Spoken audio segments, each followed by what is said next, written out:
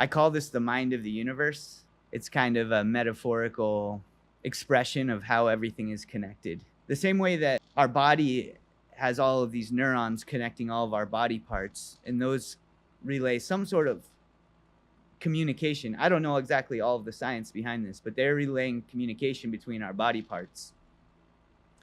And that is sending information to our brain, and somehow that's ending up in our mind, which is different than the brain. It also gives us our sense of oneness, all of that communication, like I was saying. When all of the different parts are communicating, you think, oh, this is my body. What I was trying to explain tonight in the talk, and also what I'm trying to express with this piece of art, is that I believe science will eventually prove this, that consciousness runs through everything. And I think most of the scientific evidence is actually pointing to that right now. A lot of people are still trying to say, oh, well, if you have a certain amount of sophistication in the cells and the neurons, then consciousness gets produced.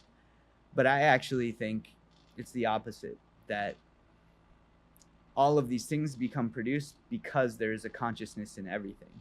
Our whole knowledge of all of this, everything in the universe, it all comes from our collective consciousness, everything we share with each other. Most of us haven't looked up in a telescope that's really powerful to see around the universe. Now we get to see some pictures from the telescopes, but most of this and most of the mathematics are, they're beyond my capability. So what I've learned about the universe, it all comes from someone else's consciousness and what they've shared with me. And so in that way, I have a more rich understanding of what the universe is.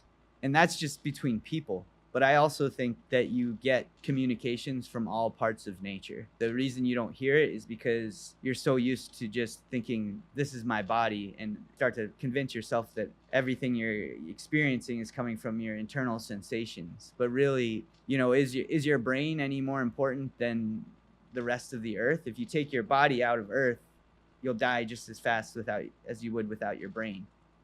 So really, it's all interdependent. All of this stuff is interdependent on each other. And that's just kind of what I'm trying to illustrate with this art in a more visual way.